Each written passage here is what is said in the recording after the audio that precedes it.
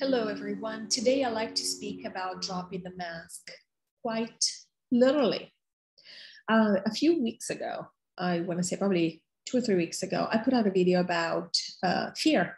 And I mentioned that a lot of people have been afraid for a very long time. So while it might look like people are particularly afraid now, and that's why people are running around scared, the truth is that we are just now being given a reason that seems commonsensical, it seems logical, it seems objective, so that we can justify our fear. But the fear was always inside, just like love is inside of you, because you are made of love. So is fear, and it can only get triggered from the outside. But a feeling, just like happiness, is inside of you. It comes from you. So a lot of people feel okay admitting to the world that they are scared today because they point at the virus, at this virus, and they can say, or whatever other situation they're pointing at, and they can feel that, and they can feel justified in saying that they're scared and they're okay admitting it. The reason I'm bringing this up is because a lot of people, for example, nowadays are noticing there are people that, despite the lack of mask mandates, are still wearing masks.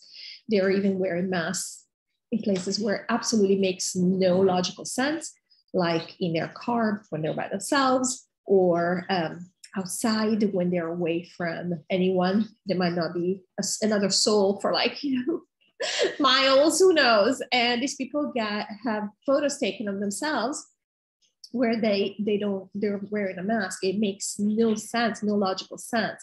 However, again, remember that all behaviors come from the inside. They are connected to something we have inside of us. So in this particular case, why are these people wearing these masks? They might tell themselves all day long that it's because there's a virus out there, or wherever they're reasoning.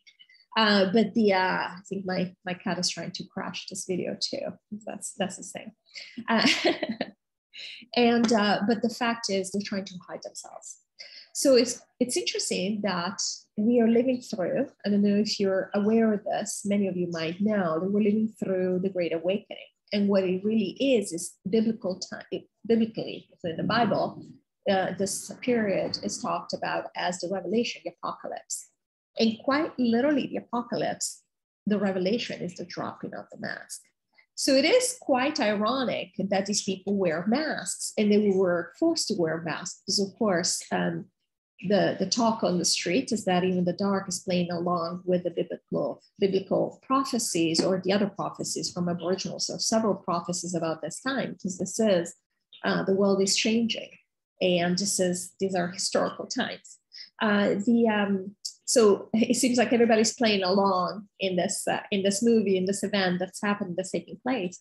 But it's interesting that we have been forced to wear masks, because again, it's about the question now is who's going to drop the mask? Are we going into the revelation or not? And a lot of us, where I live at least, are not wearing masks anymore. We don't have mandates. We are very lucky here. I realize there are places in the world where this is not possible yet, to go out without a mask, or whatever the case might be.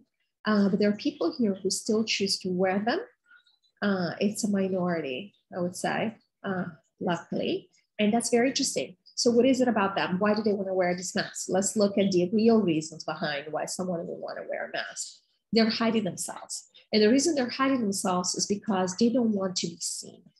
And the reason they don't want to be seen is because they really don't want to look at themselves. They feel like there's something inside of them that is not good.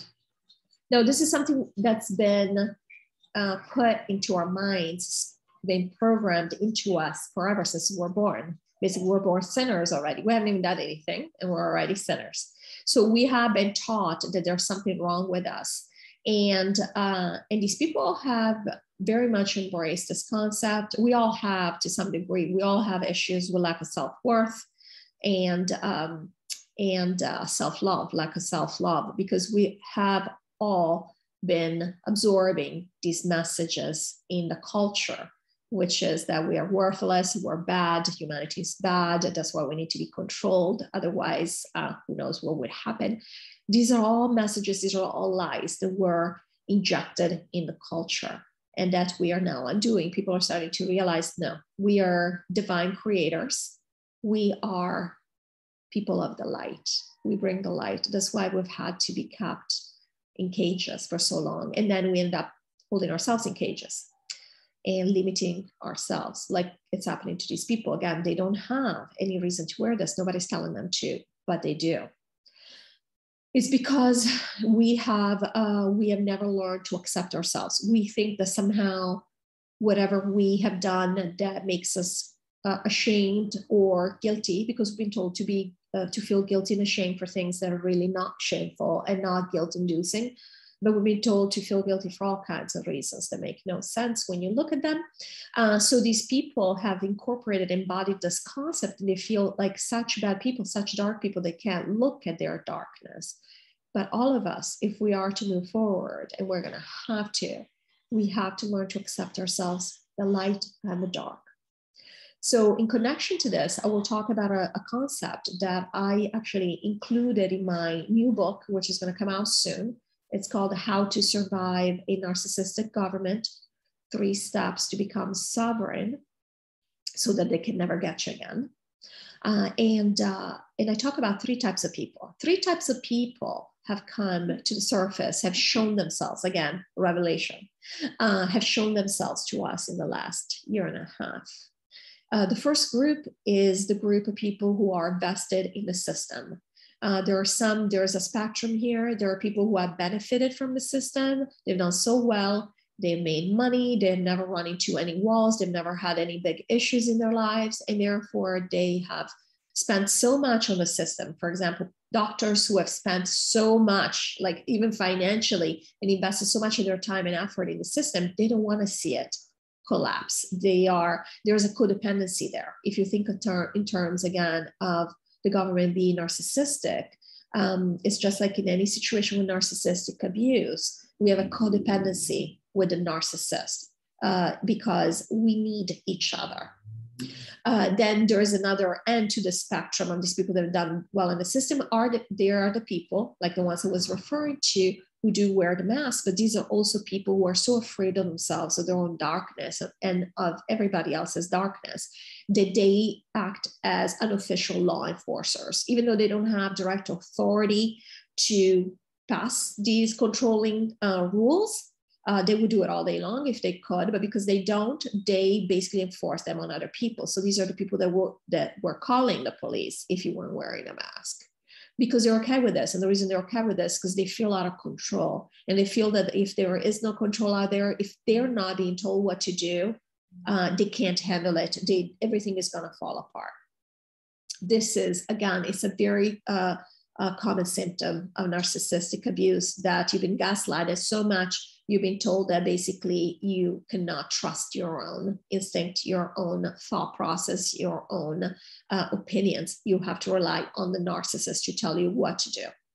Now, there's a second group of people. This is the group that knows that the system is narcissistic, and they have very much moved away from believing everything that the narcissist says, narcissistic system is putting out. However, they're just hoping that someone else will come in and replace the people in power. So somebody nicer who's still going to tell them what to do so they can go back to normal. This is a problem because this is what I call the savior concept. You think somebody else is going to come in and save you, but we are past this. We cannot, it's not time for, when a system is wrong, there's nothing you can do to save it. You can put the nicest person in there, but they're not going to be able to work with a system that is rotten. And this system does not work. It was based on a promise that doesn't work, which is taking from the people. And this is not a conspiracy. Governments cannot produce anything. They are there to control and take from the people. This is based on scarcity, and we are not going to build a new earth based on scarcity. We're gonna build it based on abundance. We're gonna build it based on the powers that we have inside of us to think bigger and to be bigger than what we have been, what we've shown ourselves to be. So these people are just waiting for somebody else to come in and basically give them what they want. There's a third group of people, and I hope that this is the group that you belong to, but there is no judgment. Everybody's at different places of dealing with narcissistic abuse. The third group of people is the group that realizes that the system is narcissistic and that it's up to you to become sovereign and to start taking charge of your life. This is where we have healed, where we healed our narcissistic abuse. We heal our symptoms. We start trusting ourselves. And even if we make mistakes, we make mistakes. It's okay. We've also been taught, you know, what hasn't served us is that we've been taught that mistakes are terrible, are a horrible thing. But the truth is that mistakes is just part of life. So I hope that this video was helpful and that you will join us in the third group if you're not already there. Again, it's a matter of bypassing this idea that we can never do wrong. We can be wrong and still be light beings. So all the best to you, and I'll see you in the next video.